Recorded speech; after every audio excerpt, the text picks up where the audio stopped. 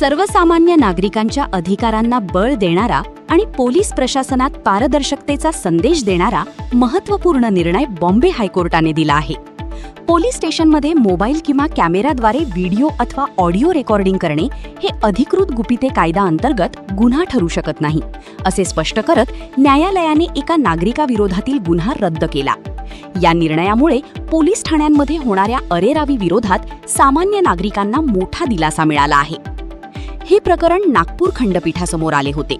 एका नागरिकाने पोलीस स्टेशनमधील वाद आणि पोलिसांचे वर्तन मोबाईलमध्ये रेकॉर्ड केले होते. त्यानंतर पोलिसांनी त्याच्यावर ऑफिशियल सिक्रेट्स ॲक्ट अंतर्गत गुन्हा दाखल केला. मात्र हायकोर्टाने स्पष्ट केले की हा कायदा देशाची सुरक्षा, लष्करी तळ किंवा संवेदनशील माहितीचे संरक्षण करण्यासाठी आहे. पोलीस स्टेशन हे जनतेसाठी खुले असलेले सार्वजनिक ठिकाण असून त्याला प्रतिबंधित क्षेत्र घोषित करण्यात आलेले नाही. त्यामुळे तेथे व्हिडिओ शूटिंग करणे देशद्रोह किंवा हेरगिरीच्या कक्षेत येत नाही. न्यायालयाच्या या निर्णयामुळे सरकारी यंत्रणांकडून कायद्याचा गैरवापर रोखण्यास मदत होणार असल्याचे मानले जात आहे. मात्र नागरिकांनीही हा अधिकार जबाबदारीने वापरणे आवश्यक असल्याचे स्पष्ट करण्यात आले आहे.